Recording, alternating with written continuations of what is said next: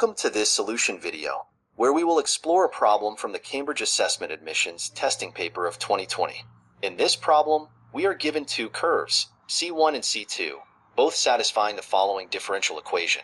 dy by dx equals kxy minus y, divided by x minus kxy, where k equals the natural log of 2. We know the following conditions. All points on curve C1 have positive x and y coordinates, and C1 passes through the point 1, 1. Curve C2 has negative x and y coordinates and passes through the point negative 1, negative 1. Our objectives. 1. Show that the equation of C1 can be written as x minus y squared equals x plus y squared minus 2 raised to the power of x plus y. 2. Determine a similar result for curve C2. 3. Finally, we will demonstrate that the line y equals x is a line of symmetry for both curves. Let's begin by solving the differential equation. The equation we're working with is dy by dx equals y times kx minus 1, divided by x times 1 minus ky. We separate the variables as follows. 1 minus ky divided by y times dy equals kx minus 1 divided by x times dx. Now, we integrate both sides. The integral of 1 divided by y minus k dy equals the integral of k minus 1 divided by x dx, which simplifies to the natural log of the absolute value of y minus ky equals kx minus the natural log of the absolute value of x plus c, where c is the constant of integration.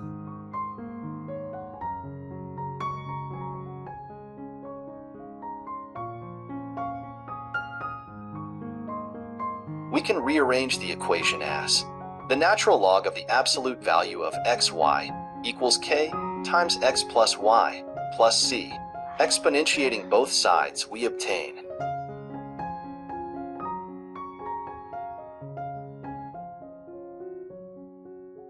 the absolute value of xy equals a times 2 raised to the power of x plus y, where a equals e raised to the power of c.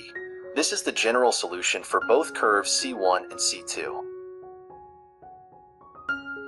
Next, we apply the condition that curve C1 passes through the point 1, 1.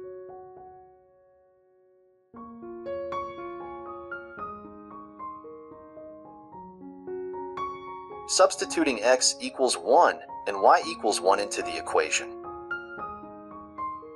A equals 1 divided by 4.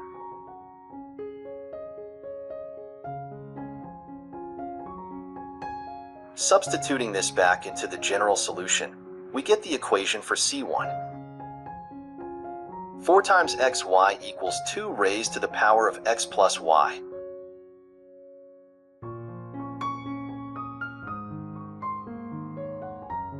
Finally, we rearrange this to the required form. X minus y squared equals x plus y squared minus 2 raised to the power of x plus y. Now, we proceed with the same steps for curve C2, knowing that it passes through the point negative 1, negative 1. Substituting x equals negative 1 and y equals negative 1 into the general solution.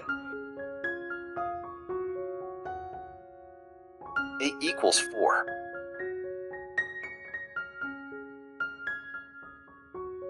Substituting this back into the general solution, we find the equation for C2.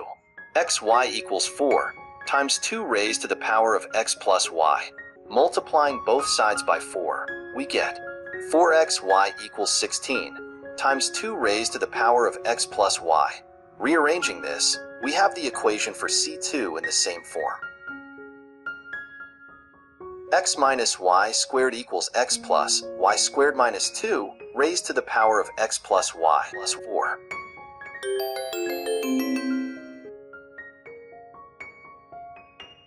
Finally, we are asked to demonstrate that the line y equals x is a line of symmetry for both curves. To do this, we can interchange x and y in the equations.